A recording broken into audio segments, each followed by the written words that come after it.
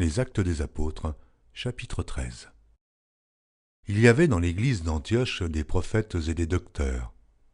Barnabas, Siméon, appelé Niger, Lucius de Cyrène, Manaën, qui avait été élevé avec Hérode le tétrarque, et Saul. Pendant qu'ils servaient le Seigneur dans leur ministère et qu'ils jeûnaient, le Saint-Esprit dit : « Mettez-moi à part Barnabas et Saul, pour l'œuvre à laquelle je les ai appelés. » Après avoir jeûné et prié, ils leur imposèrent les mains et les laissèrent partir.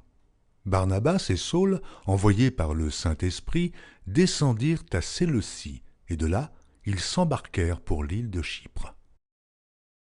Arrivés à Salamine, ils annoncèrent la parole de Dieu dans les synagogues des Juifs. Ils avaient Jean pour aide. Ayant ensuite traversé toute l'île jusqu'à Paphos, ils trouvèrent un certain magicien, faux prophète juif, nommé Bar-Jésus, qui était avec le proconsul Sergius Paulus, homme intelligent. Ce dernier fit appeler Barnabas et Saul et manifesta le désir d'entendre la parole de Dieu. Mais Élymas, le magicien, car c'est ce que signifie son nom, leur faisait opposition, cherchant à détourner de la foi le proconsul. Alors Saul, appelé aussi Paul, rempli du Saint-Esprit, fixa les regards sur lui et dit : « Homme plein de toute espèce de ruse et de fraude, fils du diable, ennemi de toute justice, ne cesseras-tu point de pervertir les voies droites du Seigneur ? Maintenant voici, la main du Seigneur est sur toi, tu seras aveugle, et pour un temps tu ne le verras pas le soleil. » Aussitôt, l'obscurité et les ténèbres tombèrent sur lui, et il cherchait en tâtonnant des personnes pour le guider. Alors le proconsul, voyant ce qui était arrivé, crut, étant frappé de la doctrine du Seigneur. Paul et ses compagnons, s'étant embarqués à Paphos, se rendirent à Perge, en Pamphylie. Jean se sépara d'eux et retourna à Jérusalem. De Perge, ils poursuivirent leur route et arrivèrent à Antioche, de Pisidie. Étant entrés dans la synagogue, le jour du Shabbat, ils s'assirent. Après la lecture de la loi et des prophètes, les chefs de la synagogue leur envoyèrent dire : « Hommes, frères, si vous avez quelque exhortation à adresser au peuple, parlez. » Paul se leva et, ayant fait signe de la main, il dit : « Hommes israélites, et vous qui craignez Dieu, écoutez. Le Dieu de ce peuple d'Israël a choisi nos pères.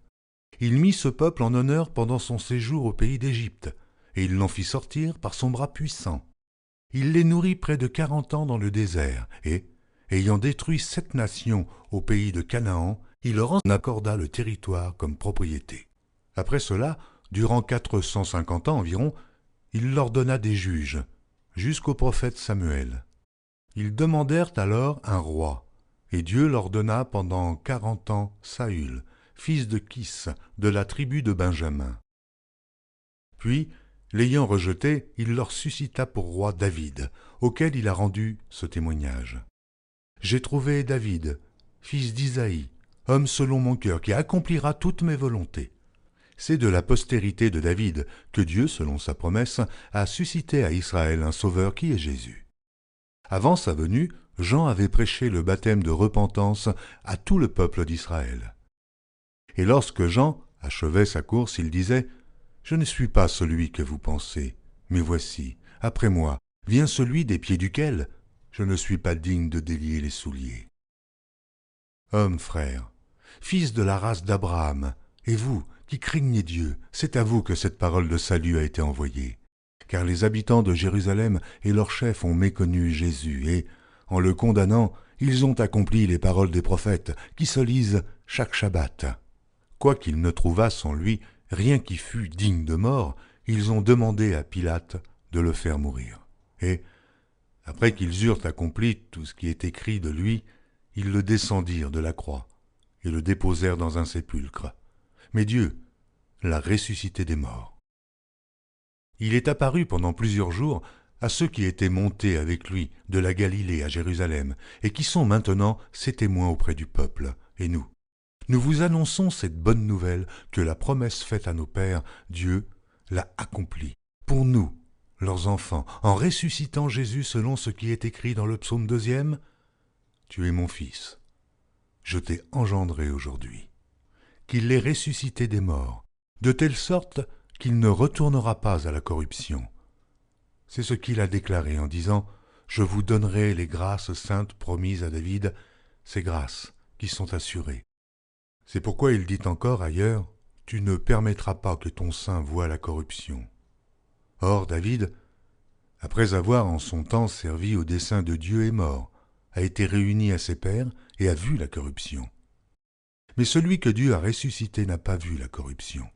Sachez donc, hommes frères, que c'est par lui que le pardon des péchés vous est annoncé, et que quiconque croit est justifié par lui de toutes les choses dont vous ne pouviez être justifiés par la loi de Moïse. Ainsi, prenez garde, qu'il ne vous arrive ce qui est dit dans les prophètes. Voyez, contenteurs, soyez étonnés et disparaissez. Car je vais faire en vos jours une œuvre que vous ne croiriez pas si on vous la racontait. Lorsqu'ils sortirent, on les pria de parler le Shabbat suivant sur les mêmes choses. Et à l'issue de l'assemblée, beaucoup de Juifs et de prosélytes pieux suivirent Paul et Barnabas, qui s'entretinrent avec eux et les exhortèrent à rester attachés à la grâce de Dieu. Le Shabbat suivant, presque toute la ville se rassembla pour entendre la parole de Dieu. Les Juifs, voyant la foule, furent remplis de jalousie, et ils s'opposaient à ce que disait Paul en le contredisant et en l'injuriant. Paul et Barnabas leur dirent avec assurance « C'est à vous, premièrement, que la parole de Dieu devait être annoncée. Mais puisque vous la repoussez, et que vous vous jugez vous-même indigne de la vie éternelle, voici, nous nous tournons vers les païens, car ainsi nous l'a ordonné le Seigneur. Je t'ai établi pour être la lumière des nations, pour porter le salut jusqu'aux extrémités de la terre. » Les païens se réjouissaient en entendant cela. Ils glorifiaient la parole du Seigneur et tous ceux qui étaient destinés à la vie éternelle crurent. La parole du Seigneur se répandait dans tout le pays. Mais les Juifs excitèrent les femmes dévotes de distinction et les principaux de la ville. Ils provoquèrent une persécution contre Paul et Barnabas, et ils les chassèrent de leur territoire. Paul et Barnabas secouèrent contre eux la poussière de leurs pieds et allèrent à Icône, tandis que les disciples étaient remplis de joie et du Saint-Esprit.